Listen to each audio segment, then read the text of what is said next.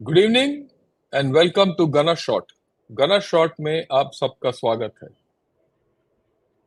जैसे 2023 खत्म हो रहा है और 2024 चालू होने वाला है चंद घंटों में, हम आज बात करेंगे इंडिया स्ट्रेटेजिक चॉइसेस के बारे में। और इस चीज के बारे में डिस्कस करने के लिए और हमें ज्ञान देने के लिए हमारे साथ हैं brigadier Arun Sehgal. Sir, good evening and welcome to Gunner Shot on the penultimate day of 2023. Thank you. I am honored, sir. Oh, thank you, sir. We Absolutely are honored. honored that you are here, and we're going to talk of India's strategic options and choices. If I'll just give a few opening things, and then you could take it where you want to go. Okay. We Great. all know that India's economy is going well. We've navigated through the Ukraine war reasonably well. We have, through the Israel-Hamas war, though it has not touched our shores, we are so because we did make some statements which didn't go well with the, Middle Eastern powers initially well. But then we've done some recovery there, and we are doing a catwalk. But the problems in the South China Sea which are brewing up, with China becoming more belligerent in the Philippines, Taiwan elections coming up. There are about 40 odd countries which are going for elections in 2024, including our own, and major economies like USA going in for economy, for elections. And then we see off late कि ये Houthis ने attack भी कर दिया just out of our ease, and it's now confirmed they've done 2 attacks on us. When we all thought that the 2023 was very good. Towards the end of the year, what do we see? हम देख रहे हैं कि China USA के साथ छुटपुट लड़ाई शुरू हो गया, पनून, निजर, बांग्लादेश इलेक्शंस वगैरह वगैरह वगैरह। एक नया एक्सिस बन रहा है रशिया, चाइना, ईरान, पाकिस्तान और नॉर्थ कोरिया का, जो हमारा विपरीत है, पर हम रशिया के साथ दोस्त हैं। उसके बाद हमारे इर्द गिर्द में देखेंगे तो मालदीव्स में प्रॉब्लम्स हैं, क्योंकि वहाँ का गवर्नमेंट जो है वो चाइना की ओर झुक रहा है। बांग्लादेश में इलेक्शन होने वाला है, उसका क्या असर नतीजा निकलेगा हमें पता नहीं। और पाकिस्तान जो भी है, जो एक स्ट्रेटजी ऑपरेट कर रहा है इन JNK, ताकि वो JNK के इश्यू को रिवाइव करे एक दिन, और उसको लगातार तक the thing about officers casualties are quite high. और चाइना जो है वो शेर बने जा रहा है, उसका इकोनॉमी डूब रहा है, पर he is flexing muscles all around. So in this I think India has to revisit its strategic options and choices. We have to rethink as to what we are. क्या हम ग्रेट पावर हैं, क्या हम week power हैं, क्या हम middle power हैं, हम किस तरीके से किस ओर झुकेंगे, ये स्ट्रेटेजिक चॉइसेस जो है वो हमारे ऊपर in 2024 they'll be in front of us. So I would like you to explain all these issues and see what is it that we have to think of, having taken a review of 23. So over to you. Thank you, General Shankar. Thank you very much, sir, for once again giving me this opportunity. I will cover my remarks in 3 parts.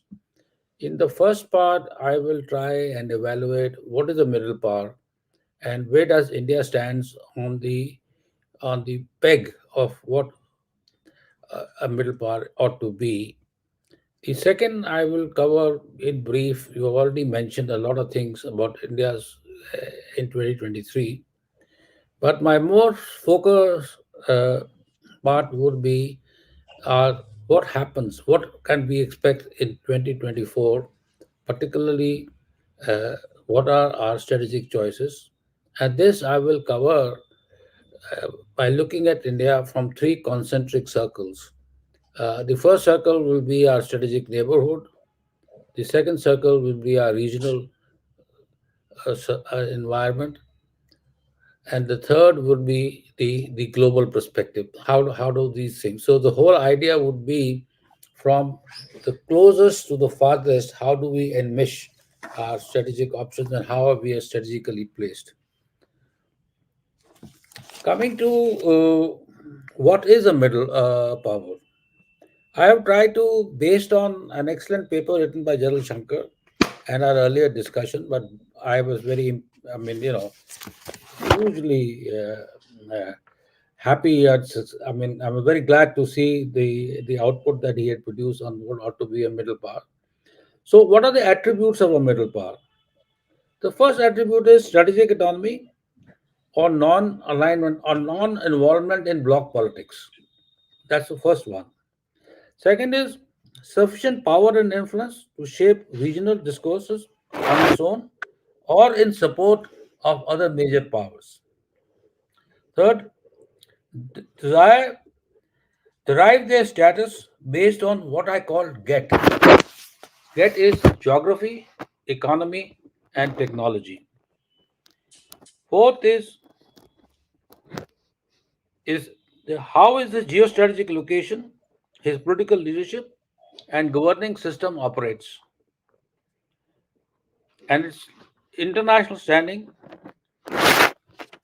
and its international influences.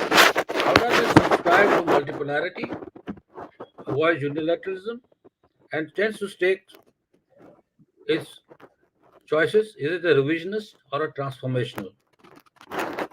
One of the essential elements of running a multilateral institutions is the role played by the middle powers. So, what kind of a connectivity does it provide, and what does the middle where does the middle power stand on this attribute?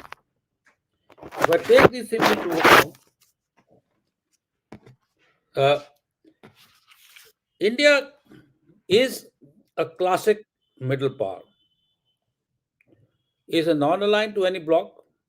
It straddles both the Western bloc, where it's a consequential partner of the United States. It has good relationship with the European Union, and in short, and also United States allies as part of quadrilateral in the Indo-Pacific. And as far as East is concerned, although we don't have a good relationship with China, but we have a strong trade relationship with China. But as far as Russia is concerned, we have a great degree of strategic convergence, as could be seen from the recent visit by our foreign minister, and it is attributed by special and privileged partnership. In addition, we are member of the SCO. We are also, whenever the RIC, that is Russia, India, China meetings are held at the leadership level, we take part. And we are also members of the BRICS, where the what we call as the Eastern Bloc is representative both Russia and China. What's our regional heft and strategic equations? We're a member of Quad. We have a considerable influence in ASEAN. We are we are part of, and we have been instrumental in carving out a stable architecture in Arab and West Asia, Arab Peninsula and West Asia in terms of ITU2.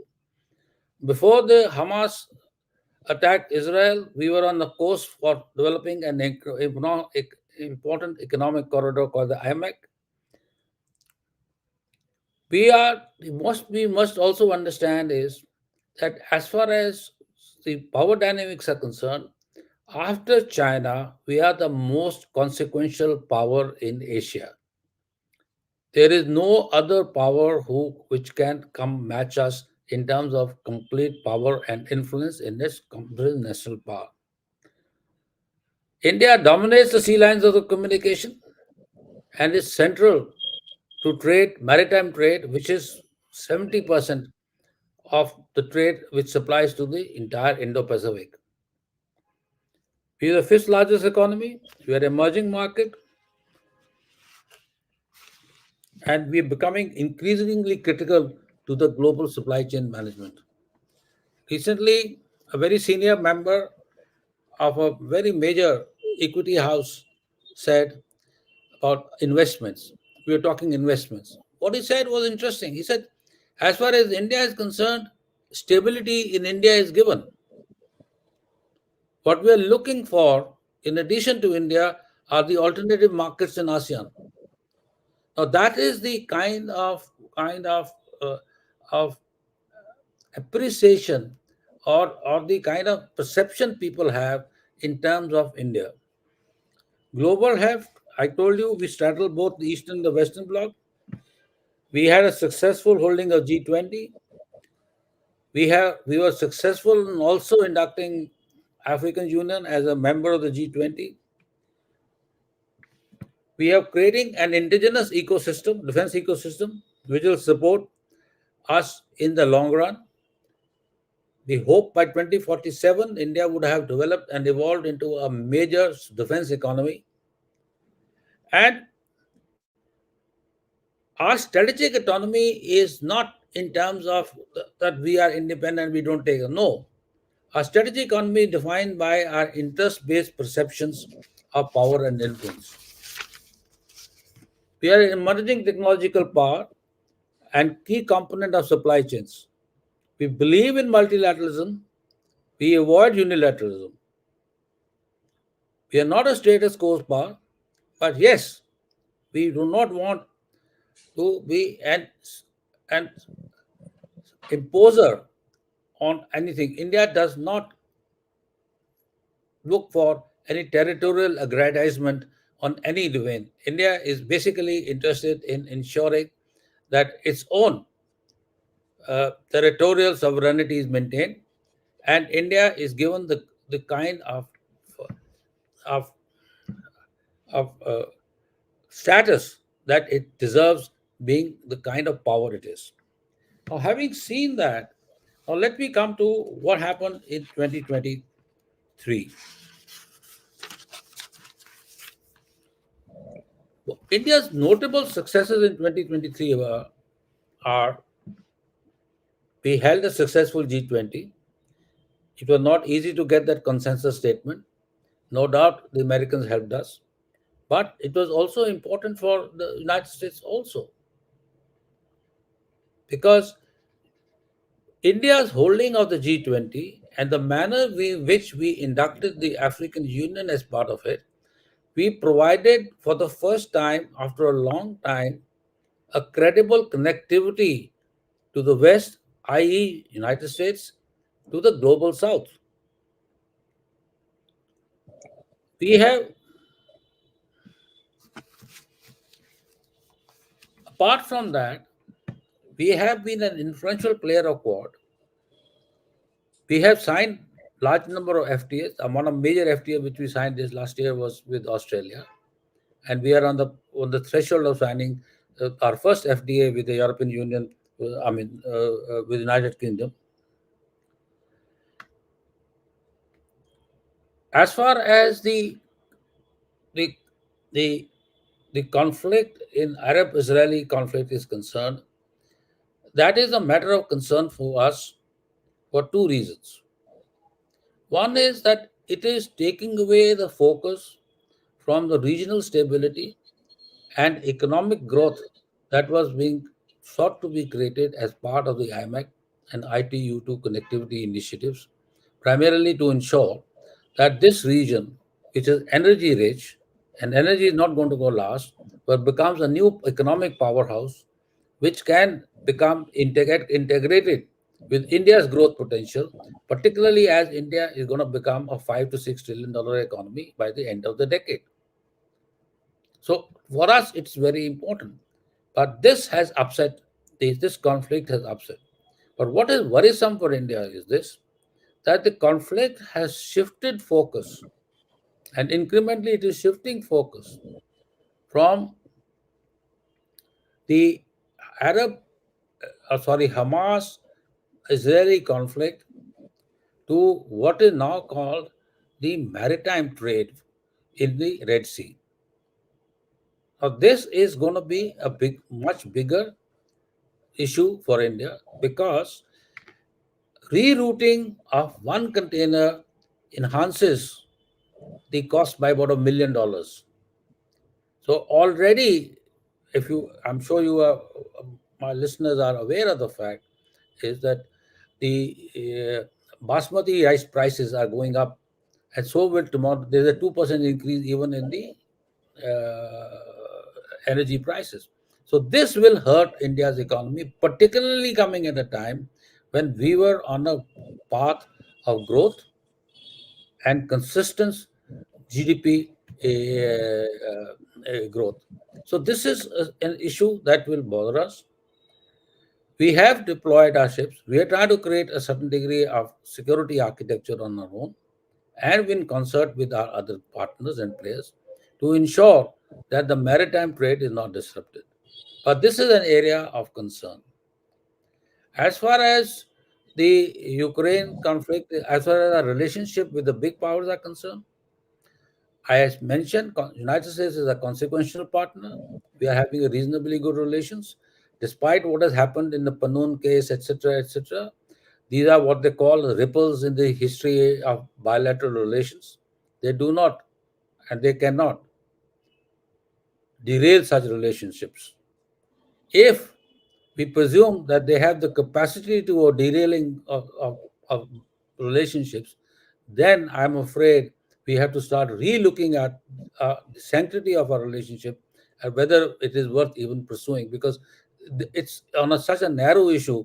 If the relationship can get derailed, that's something a cause of concern.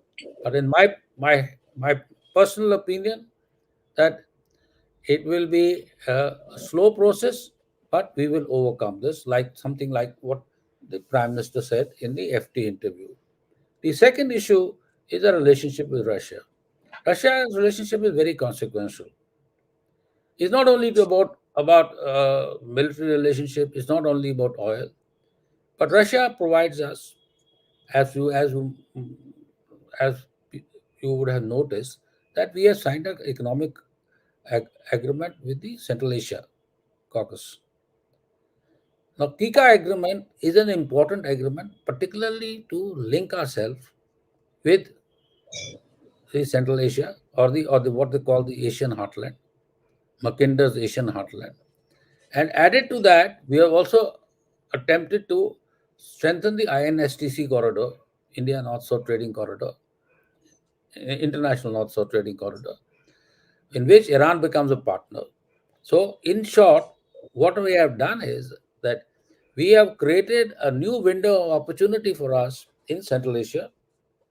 We have enmeshed Iran into this, and enmeshing Iran and Russia together is important for us, primarily because, as the general rightly said, there is new axis which is emerging on our western front, and this axis compliance is is constituted by Russia, Iran, China, and in which Pakistan is also becoming a partner. So, if we are now becoming an important trade partner with Iran, we can be rest assured that it will help us to ensure that the credibility of the supply chains, particularly the energy sea lanes, are not disrupted. But there is, because this is an area, there's a very interesting article which come up just yesterday, which talks about that what is being laid through by Iran, Russia, and China is a great ensnaring strategy to push push the United States deeper and deeper into the crisis in the Middle East, and taking its energies, its capacities, and its diplomatic heft away from the Indo-Pacific. So that is where the situation like. As far as ASEAN is concerned, we are great ASEAN partners, and we are building up a relationship with ASEAN. We are particularly involved in building relationship with major ASEAN countries: Indonesia, Vietnam, Singapore, Malaysia. We have a very good both economic as well as defense partnership with Philippines. So, and we are also cultivating our ties with Malaysia. So the idea basically is that we are having to ensure that ASEAN remains stable, it remains democratic, and the Chinese inroads or its gray zone tactics are contained and constrained, and there is and indicate to them there is a strong regional partner who has the capacity and capability to assist them in their security. So this is what the issue basically is. So this is what we happen. I do not think in the last year anything terrible that has happened apart from, of course, the media overplays these things. uh, yes, there is a new element. Sorry, I should have mentioned that there is a new element that is coming up, and that is when we see the writings of the G7 countries, particularly other than the United States. I see a sense of jealousy among some of them, and that jealousy is now being played up through the media. And the Western media is trying to expose India about its illiberalism. Illiberalism is becoming a new mantra by these people, little realizing what's happening in their own countries. So there is a stick is being created to belittle India or create a counter narrative or an informational narrative to bring India down. This is something we will have to be conscious about, and we need to be concerned about. I'll stop here and I'll wait for General's observations and comments before I go to my next question. सो आपने जो भी बोला है मैं बिल्कुल वो सही सहमत हूँ आपसे कि इंडिया का जो राइज जो है वो कोई रोक नहीं सकता और आपने जो बताया कि जो एनर्जी का जो प्राइस बढ़ रहे हैं क्योंकि ये रेड सी के ऊपर जो हौती का एक्शन की वजह से बाबल मंडप के ऊपर जो क्लोजर नहीं स्लो डाउन हुआ है वो उसके तात्पर्य we're going to our economy is a bit of a risk पर मेरा मानना ये है कि हमारा जो एनर्जी जो मिलता है ज्यादातर आजकल रशिया से मिलता है और हौती लोग जो हैं एंड थ्रू ईरान मेरे ख्याल में रशियन एनर्जी लाइंस को रोक नहीं रहे हैं Yeah. और हमारा एनर्जी बाकी खाड़ी देशों से जो मिलता है वो जो स्ट्रेट ऑफ हॉर्मुज से जो आ रहा है उसमें भी कोई रोक नहीं है पर हमारा जो बाकी इंपोर्ट्स खास करके फर्टिलाइजर्स वगैरह के ऊपर we will have some problems but वो इकोनॉमी का जहां तक है मैं I mean I think we'll be able to take it in और स्ट्राइड दो चीजें हैं जो मेरे को you know I have it in my mind the first thing जो आपने भी बताया the narrative and the jealousy of the western powers of a rising India क्योंकि आजकल it is not only a matter of jealousy and illiberal democracy वगैरह वगैरह जो बोल रहे हैं एक और चीज मैंने देखा 3-4 महीने पहले people use to write about India being a net security provider in Indian Ocean region आजकल वो बोल रहे हैं preferential security partner it is as if some kind of a downgrade has happened and you take this along with alongside the other issue of illiberal democracy then you know okay there is some rethink in the west it's a matter of concern if it the re, if it this origin is from USA that's the first part दूसरा बात ये है कि I think going forward our relationship with Iran has to be focused and specific मैं बताता हूँ क्यों क्योंकि मेरा हिसाब के मुताबिक जो मैंने परसों ईरान के बारे में एक प्रोग्राम भी किया था उसमें साफ जाहिर होता है Iran is playing a multi layered game in this whole area एक तो वो इसराइल के अगेंस्ट है दूसरा वो सऊदी के अगेंस्ट है तीसरा it wants to gain the leadership in the Islamic world and the effect of closing Babel Mandab, or rather, putting problems in Babel Mandab through Houthis, it also affects the Middle Eastern powers and the Gulf and the oil producing powers and the Islamic world. क्योंकि Suez कनाल के अंदर जो traffic है वो कम हो जाता है and it affect Egypt it affects Saudi Arabia, and it has started affecting us for whatever reasons. And that has to be resolved through Iran and Russia. And I'm sure China will not take a think twice before pressing its button with Iran to put a problem in India's doorstep. And that is tricky because the INST, INS, North-South Trade Corridor, International North-South INSTC. yeah, International Trade Corridor. I mean, I forgot the initials. INSTC, International And yeah, that I North-South don't Trade know. So, Corridor. yeah, International North-South Trade Corridor, which goes through the port Chabahar and further north. That has also not taken off well, and that's critical to us, like you rightly said. So, how do we navigate these two issues? Is I think a major problem. I'd request if you could address it with other issues in of 2024. Okay. Now, in my as far as the INSTC is concerned, the the trade volumes are very limited on this corridor. What what we while we have three pairs, as far as my understanding is, are operational law, but our still majority of our trade will go through Bandra Abbas, and we have done that connectivity to the railway lines, etc. We have tried to do that, but uh, I totally concede and I agree with you, sir, is the fact that this will remain a sort of a what I would call a tardy arrangement, not a very good arrangement, but it will be something that will have to be managed. But and here the issue of regional connectivity comes into play. So, and unfortunately, we have a wall on the west in terms of Pakistan.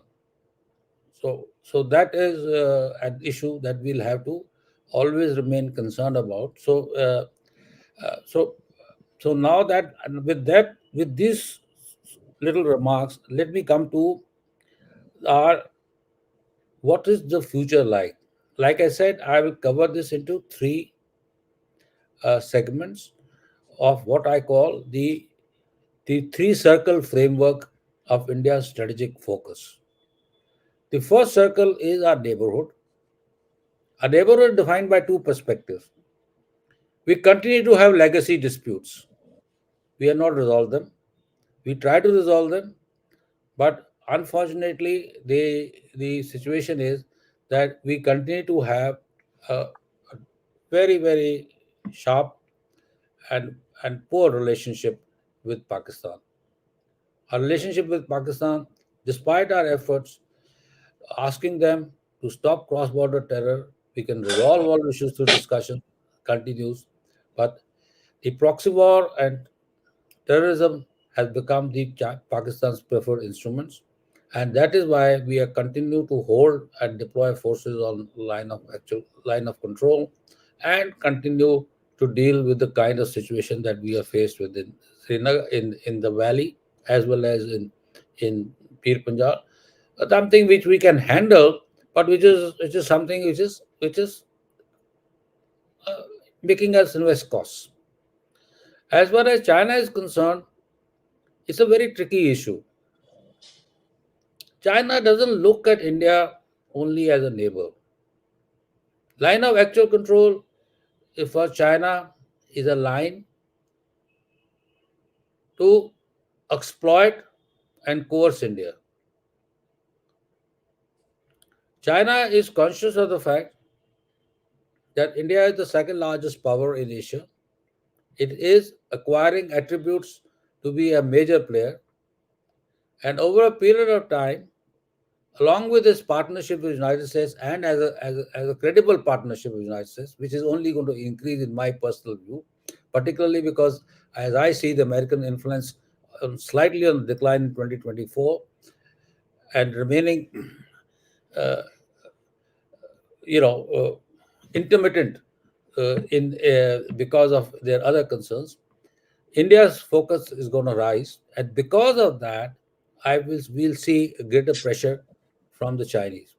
An interesting facet is that towards the end of the year, starting in November to now, the day we are talking, China has engaged all major powers or major players in Asia. It had a summit in San Francisco with the United States. It had on 25th of November in Busan in South Korea. It met with the foreign ministers of Japan and South Korea. On the sidelines, no, on a separate visit by the Australian Prime Minister, they resolved the trade dispute. So, all in all, they have played up with all the allied partners of the United States and try to resolve or downplay their differences. The only element which remains explosive at this point in time is the Philippine situation. And second is us. They have made no attempt to resolve the boundary crisis. What are we saying on boundary?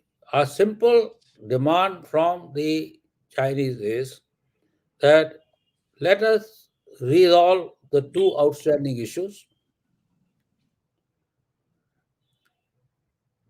Let us agree to discuss the boundary issue peacefully. Disengagement is imperative for any move forward on our ties. And that simple issue, which the Chinese are aware that they can do it, they are not doing, and instead continue to deploy 50 to 60,000 troops in the harsh winters, taking a large amount of casualties. But they are still not willing to do. So there is a logic behind this, which I will not go into this head because this is not a China-centric seminar discussion. But there is a logic behind it. They have a reason for it. So the question basically today is this: is that from Indian perspective, the two legacy challenges remains in place, and we will have to constantly deal with them through resources, diplomacy, and power play in the coming year and the subsequent years. As far as the rest of the neighborhood is concerned, we have a reasonably good relationship with them, but there again, the relationships are getting distorted to a degree, some by our own actions of not being attentive enough to their needs, and largely on account of inroads being made by China as a part of its peripheral or neighborhood diplomacy. China is trying to woo Nepal, trying to woo Bangladesh, is trying to make inroads into Sri Lanka, and as we are all aware, it is an important player in Myanmar. So all the four important eastern neighbors of India, China has a role to play. Important part of it is that China is also developing capacities and capabilities through Myanmar to securitize what I call securitize the Bay of Bengal by developing its container terminals, which it has, linking them with the railroad, developing an alternative ports in Chittagong, and also developing the Hambantota port. So, in a sense, and through the Cocoa Islands, it has created a ring of ports, or what I call places, and not yet bases in the Bay of Bengal. But if we are not sensitive enough or we are not careful enough, it will create bases and places into the Bay of Bengal. So that's an issue that we need to be worried about. Then we are also having an issue with the Indian Ocean region with Maldives, something which Maldives may be small. Maldives is sits astride the most important sea lanes of communication. Most of the trade hugs around Maldives and it goes. So we cannot afford Maldives to become a Chinese colony. So this is something which we need to be concerned about. The next issue is the Indo-Pacific. The Indo-Pacific dynamics are being controlled or are being shaped by the US-China security equations or strategic equations. I will say, from my understanding, is San Francisco summit was just an attempt to ease tensions, but has but in no way have created a condition for a rapprochement, or let alone rapprochement, or let's say the going away of the intrinsic hostility which the both share amongst themselves. If you want to know, see the readout of the meeting between General Brown and the Chinese new foreign minister. Oh, sorry, the vice chairman of the CMC. You will realize that things are by and large made. It's talk for talks only. The And then now adding to that whole issue is the Taiwan elections and the attitude of the Taiwan and the way the Chinese are trying to push the Americans from not supporting Taiwan, and Americans are bent upon supporting Taiwan, and then large number of cases that are taking place in South China Sea. So essentially speaking, the entire South China Sea and East China are on a cusp of an hostile security environment, are facing a hostile security environment. The question is, what does that do with us? The important thing to note is the consequences of this hostile environment, if it escalates, will be felt by entire Asia, most particularly Southeast Asia, South China Sea, and India, because the trade is going to go from here. So, from Indian perspective, instability in Indo-Pacific is something which India is intrinsic, or sorry, or it is against our interests, and this unfortunately is going to rise. The second element is economics. China has $495 billion trade with ASEAN. Similarly, Japan has $180 billion trade with ASEAN. South Korea is a strong partner. So does Australia have. The important point to note is this: with the kind of economic involvement or economic dependency that has been created between these countries and China, can Japan, Australia, Korea afford to blindly get into any Taiwan contingency in support of the United States? I keep telling my American friends this, that its economy is stupid. In the get, it is economy and technology before comes important factors which we need to take into account. So the important thing to understand is this: is with United States only having less than couple of $100 billion of investment, although their invest I mean sorry trade, their investments are going up, but those are part of the global supply chains. I mean, those investments are okay.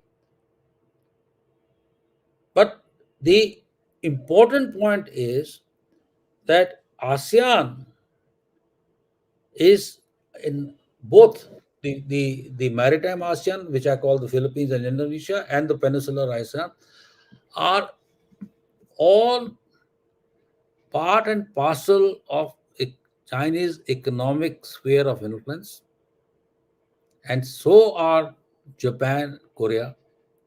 So to believe that these countries will jump into any Taiwan or a Korean centric contingency supporting the Americans is something which will have to be thought through. Because I'm reading discourses right now in which there is thinking going on that will Japan, if if Kadena Air Base is attacked by the Chinese, will get into war with China. That's something which has to be thought through. And another element which is also of concern to us is this, at least to me, is the nuclear factor. China is upgrading its nuclear arsenal. Americans are deploying new missile systems, which are all nuclear capable. There are chances that after the abrogation of the arms limitation treaty, sorry, the test ban treaty, I mean, they said they'll abide by it, but it's no longer functional. There is a possibility that China may test weapons. There are some signs which the recent New York Times report said. I don't know whether it's propaganda or what, but at least there are signs that China could do it. So we are looking at multifarious challenges, and added to that is our elections in Indonesia, the sea lines are connect the its own problems, the because of economics region. I mean, the Chinese have recently inaugurated the first fast train in Indonesia. So the point which is to be noticed is this, is that the American have in those Indo-Pacific is military oriented have, which is based on America being an offshore power. It is trying to use the leverage its regional allies to contest and contain China. The problem is this, is apart from United States, none of these partners have adequate capacities or capabilities. Added to this, like I mentioned earlier, there's a new element come. In fact, yesterday only a major air exercise took place between the Russians and the Chinese in the Sea of Japan and flying to East China Sea. And these issues are becoming more frequent. And then North Korea is being upgraded through technological inputs by Russia, and and and as you know, Mr. Kim is a bit of a nutcase, and so he can be expected to do anything. He can be expected to escalate the situation. So we are looking at a very. So how does it all sum up to? There's a trouble on our borders. There's trouble on our flanks. There's trouble in South China Sea, and there's a trouble in East Asia. So this is something which will have to be managed politically, diplomatically, and also by ensuring that we have a credible uh, military capacity and capability, and we do not lose focus on our Atmanirbharta and other elements to ensure that we have an adequate power, including in my I would say it openly that we need to also upgrade our nuclear arsenal and nuclear capabilities. And as far as the global issue is concerned, India is well poised, well positioned. There are, like you said, there is a jealousy thing that we'll overcome slowly and steadily. Basically, the jealousy comes from is that where are the money contracts going? The money contracts, if they come their way, the jealousy will stop. If they go the other way, if Rolls Royce does not get the engine contract, will increase. France has got Rafale deals, so they are easy, and things like that will continue. United States will also measure its relationship with India apart from geopolitical factors in terms of its economic and military engagement. So this is what the story is.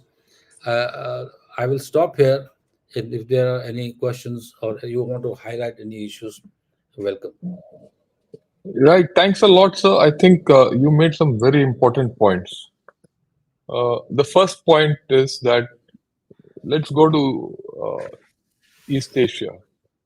You go to East Asia, what you brought out, the Chinese sphere of influence versus the American sphere of influence. Recently, जब हमने एक I was sitting in an international discussion. So the thought process there which emerged was that all the Asian nations and the East Asian nations, for their economy, they look at China, and for their security, they look at USA. Absolutely And that's correct. the hedging. That's the hedging which goes on there. So that's how it is, and that's how they'll continue. But the fact which you have mentioned about the in, increasing jostling which is going on in the South China Sea with Philippines is a new phenomenon. It's a moot point whether China will get into a problem there, which is at its doorstep.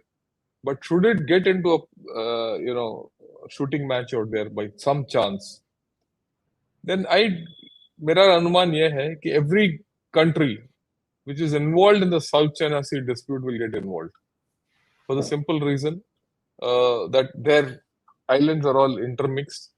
So if Philippines goes down, the rest also all go down. So we might see a tinderbox kind of a domino effect going on out there. And if that reaches Taiwan, because after all the Bashi Strait is very close, just about 50 kilometers from Philippines, uh, and Taiwan gets affected, Japan, the southernmost island, Yonaguni, is just about 100 odd kilometers from there. So you are looking at a tinderbox kind of a thing, which a domino effect can go.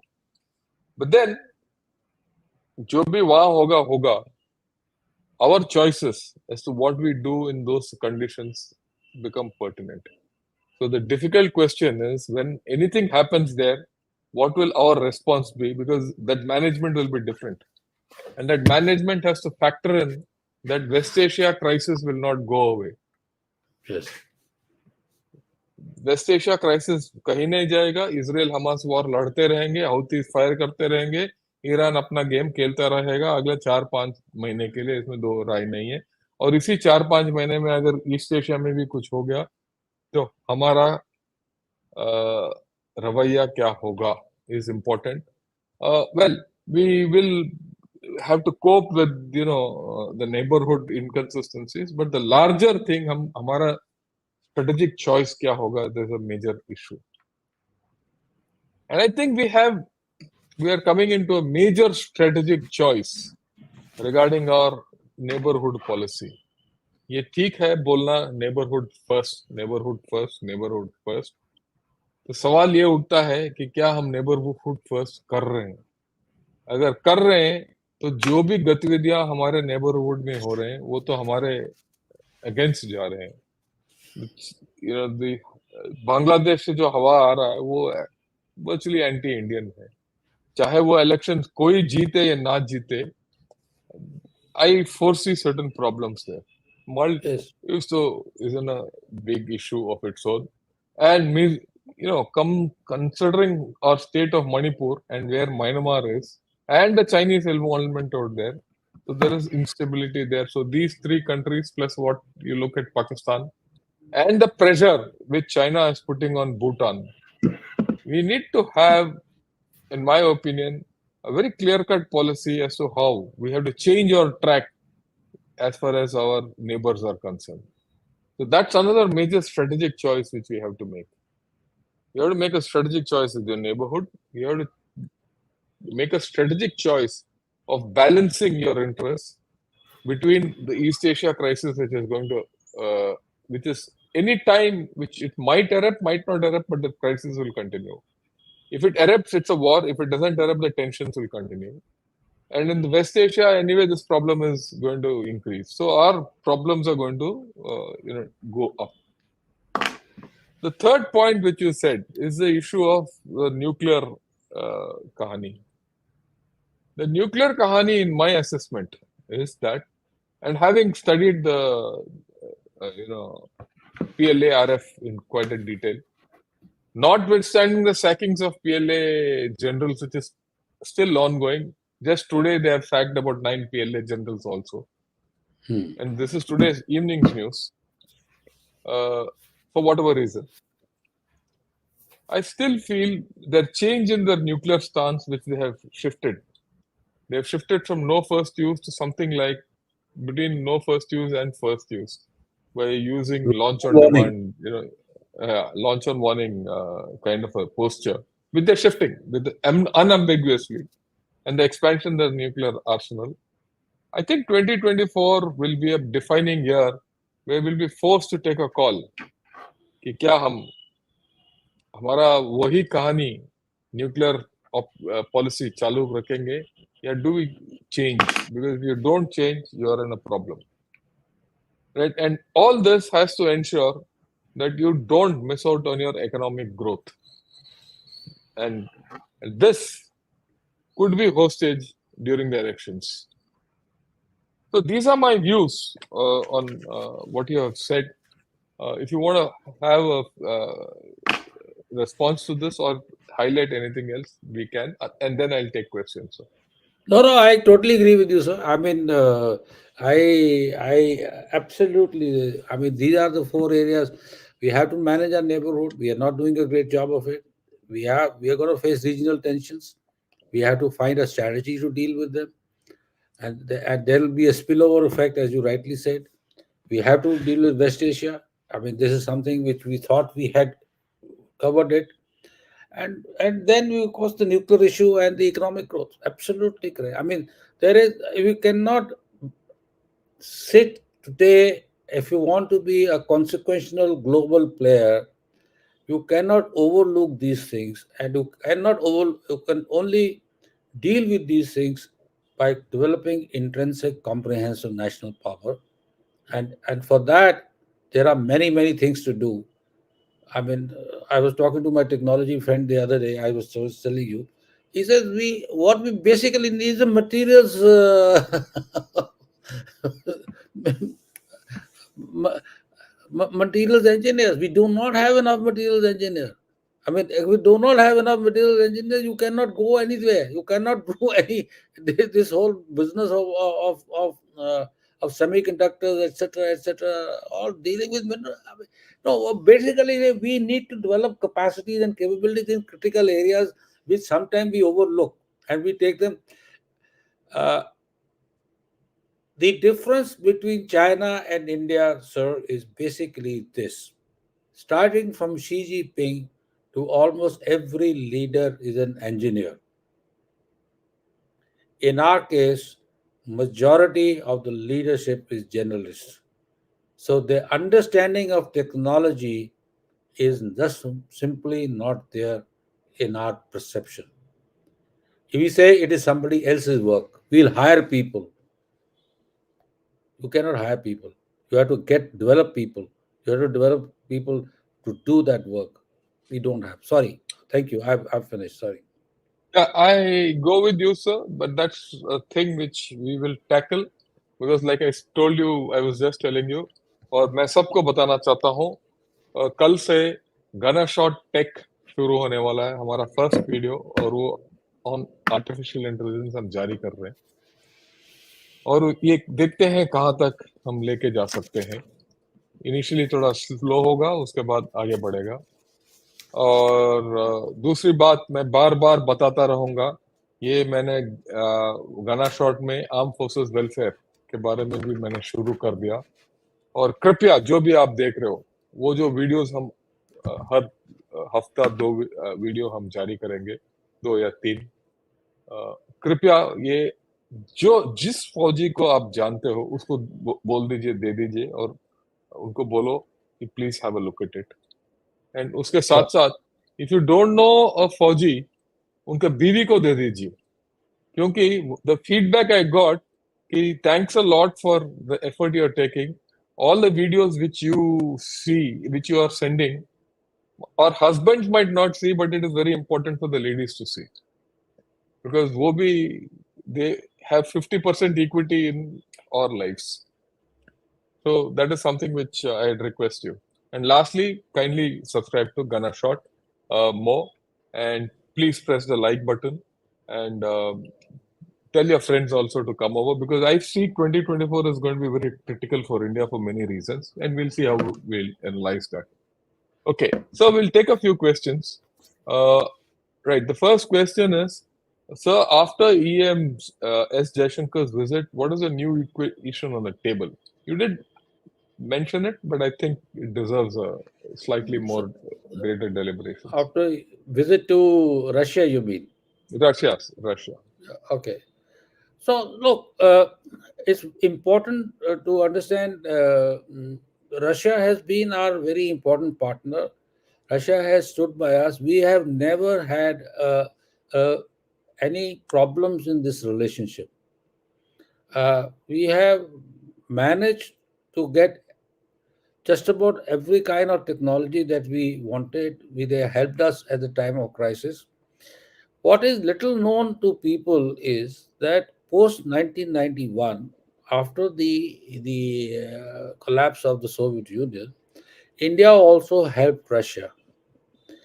We helped Russia by ensuring that we continue to place the orders on Russian enterprises, and we continue to prop up the Russian military industrial complex at during those critical junctures when the jobs and the livelihood of the people were involved. So it is not as if we have not been conscious of Russian interests. The second issue is, simply put, we have greater convergences with the Russians. Russia is a Asian power. Our strategic space is the same, and Russia has never hesitated to support us whenever there has been a crisis. 71 war or the Ukraine crisis when we needed oil and energy resources. It's not the relationship with Russia is transactional. It's also important for Russia to have India as a good partner in this region. It's as if, well, you're aware of the fact that the Russians have now started to outreach to Bangladesh and Myanmar, etc., coming up with this and with the new access which we talked about. From our perspective, if you have Russia and Iran on our side, and we have Central Asian also engaged with us, we are to an extent also managing the Chinese growth in a strategic neighborhood. And we are also trying to also create our own credibility, our own areas of influence. So Russia is an important player. And Russia, see, again, I say, United States is a far off power which can provide you influence, etc., with arms, equipment, etc., trade कर सकते हैं. But they do not have a regional heft. They do not have regional influence, which the Russians have, particularly the thing. And also, now when a push comes to shove, they can be a moderator or a interlocutor between us and the Chinese. So there are a lot of pluses in this thing, and so uh, and of course the fact is that on space, in defense, etc., we are closely interrelated. Right, sir. The next question is Amitesh Behra. Sir, your views on China's new defense minister Dong Jun and China's claim on building the most powerful hypersonic engine in the hypersonic. Is the hypersonic story true or propaganda of China? Sir, if you could tackle the first one, the second will, at I, this point of You'll time, tell. I'll, yeah. Okay, Admiral Dongjon uh, is a very interesting choice. It clearly indicates uh, that China is putting more pressure on Taiwan. Dongzhen was a vice chair, no, not vice. He was the chief of navy, sir. No, yeah, no, he was chief of no, he was Eastern Theater Commander, Southern, Southern vice theater director commander, of the or Eastern Theater Command, and after that, he was this. He also looked after the South China Sea Command, the southern, yeah, Southwest yeah, Southern Theater Command. southern theater commands. So the important thing to note is that he has the understanding. He has been an operational commander of the two theaters which are currently the Chinese are most concerned about, or where they are committed. So, to picking up a commander of that sort indicates the priority that the Chinese are providing to these theaters. So, this is an important message. In terms of messaging, it's very important that they have a hands on uh, defense minister who has the knowledge and the capability, and apart from the fact that since all these operations are naval oriented, he has been the chief of the navy. So, to I think that should answer your question. The other Well, part, not only that, the sir, not only that, he appointing a naval officer as the Minister of Defense also gives the larger message to USA about their maritime orientation far beyond, because after all, their capabilities which they are building are yeah, okay, go yes, much well said, sir. beyond. So apart Yeah, from well the said, thing, so I think well it's said. a big change. And the major lesson for us is it time for us to have a professional defense minister rather than only a political defense minister? Today, we have a professional external affairs minister, Hmm. right? So I think there is a huge, uh, you know, question in front of us. Should we also realign our thinking? That's a strategic choice which the next government has to take. Okay. Absolutely, Now, as absolutely. far as the hypersonic engine is concerned, look, the fine, whatever they've said about the hypersonic engine that will give more thrust, all that is fine. But hyper, sending up a hypersonic missile is not a new story. That's not a big deal at all. I mean, let me put it across to everyone. Firing a hypersonic missile in atmosphere serves no purpose. That even the Russians have done, and we will also do sooner or later. It's okay. You'll have a missile which flies fast. All that. You have to understand what China has done with its hypersonic system. I mean, if you understand that, the rest everything falls into play. There is something called the fractional orbit bombardment system. What is this fractional orbit bombardment system? In this, you fire a missile into space and you put it in orbit, Earth orbit. You put it in low Earth orbit. So if you want to fire, say, today, from as an example, from India towards, say, China, I will not fire it that side. I will fire it ulta. I can fire it any direction. It has to go into the atmosphere and start following a orbit. And once it follows the low Earth orbit, it is traveling at the speed of any satellite over 600 kilometers per second. And then what happens? And then at the point of the target, you turn this missile and make it re-enter the Earth. atmosphere. When that re-enters the atmosphere, it's at hypersonic velocities. Hypersonic velocity is not a function of the engine in that hypersonic glide vehicle. Now, when the re-entry takes place, if you have convert this re-entered vehicle into a glide vehicle, that becomes a glide vehicle. And you see, and that glide vehicle is just over the target. It has to maneuver and it comes down at 10 Mach or 12 Mach or whichever Mach it is. That is the danger. Just firing a hypersonic missile has got no value, because if you fire a hypersonic missile from, say, India, by the time it goes to China, it goes subsonic, or rather somewhere down. With the range, it will go down. It's a ballistic missile. That the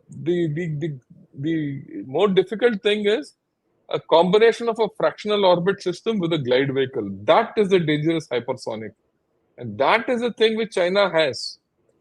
The only good thing is, so far, they have not been able to control that glide vehicle. That's going to take some time. So be rest assured. But this technology which they have developed is good. There's no doubt about it. And we have to understand one thing. China is investing big time in technology. और ये बात हमने परसों भी बोला when we spoke about it to with General Raj Shukla. That is why I keep talking of technology on and off. Anyway, but that's a different story. Okay, I hope I've answered the question. Uh, Sir, could you make some comments on the progress of ISET in the light of the recent US-Canada political crisis? Fracas, no, not crisis, fracas. Uh, I don't think much has happened, sir, but your take. No, no. I mean, we had this meeting in Delhi. I said we are on course with the index program, uh, Indian Indian Defense U.S. Cooperation and Excellence. I see it is going through. So it's making slow progress. It will. There are look. These initiatives are separate from the political fights that take place.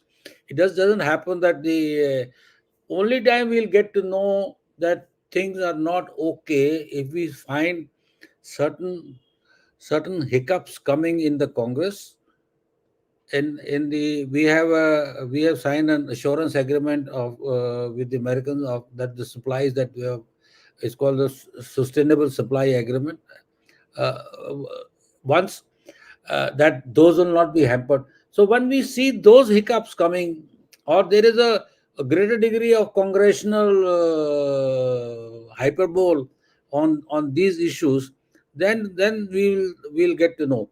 But there are enough signals and signs to indicate that it is on course right now and is not going to sing.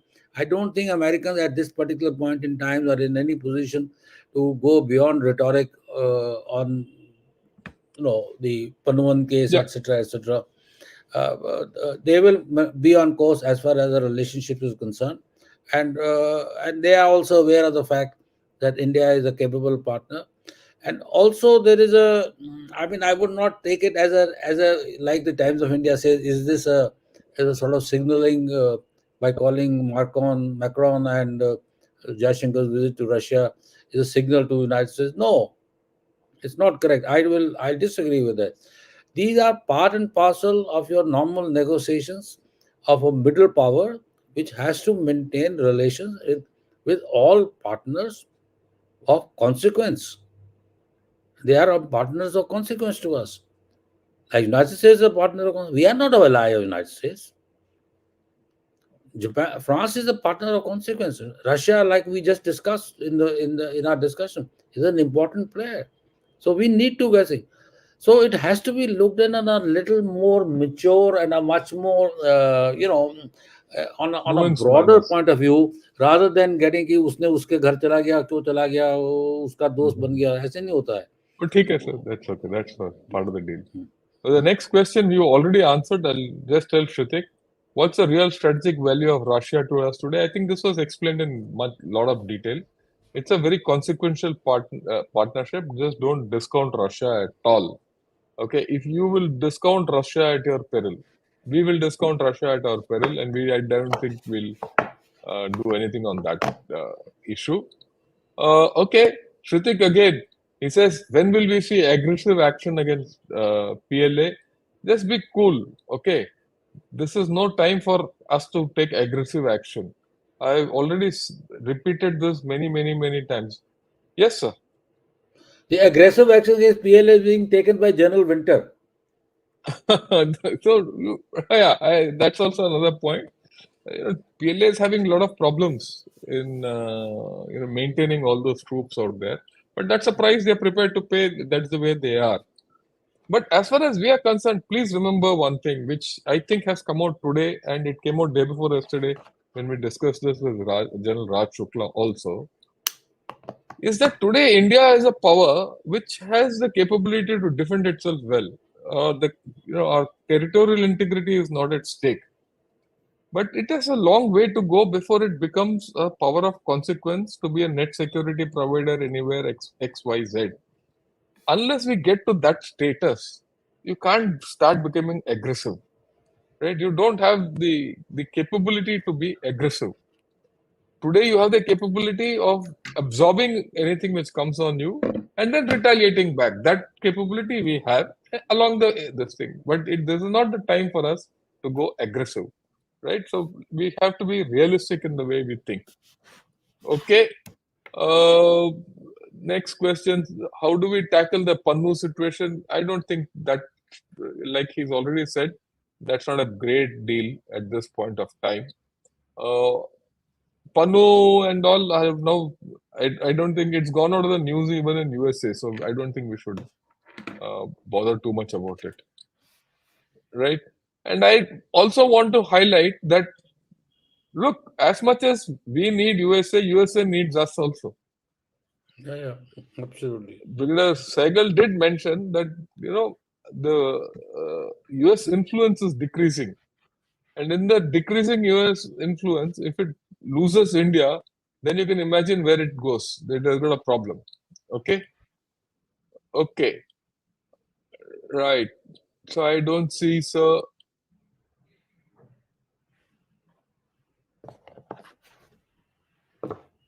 yeah.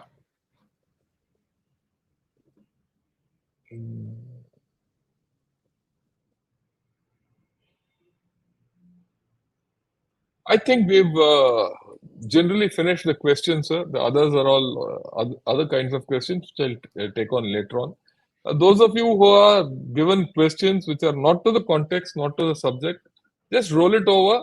अगला बार जब हमारा open session होगा उस वक्त आप पूछ लेना, मैं सवाल भेज दूंगा. ठीक है, सवाल दे दूंगा मैं उसका. So thanks a lot. I think you Thank you. covered a wide, uh, you know, scene, and you very clearly spelled out that the problems for India in 2024 are going to be quite defining. And the problem is going to get complicated for the simple reason we're going to go in for elections. And during elections, all our politicians think of only votes. They don't think of many other things unless it is thrust on them. So we're going to see very interesting times, and we'll see how it goes through the year. Thank you once again, sir. Good evening, and Jai Hind to you. Happy New Year to you, sir, and wish you a great 2024. All success to Gunnershot in 2024.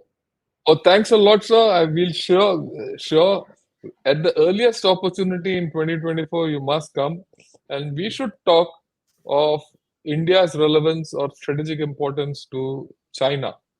And we always talk of what China's importance is to us. I think we need to see and say, oh, what is India's problems with I'll China be or China's delighted, sir. problems with I'll be India? So delighted. we'll fix it up, sir, and we'll go ahead with it.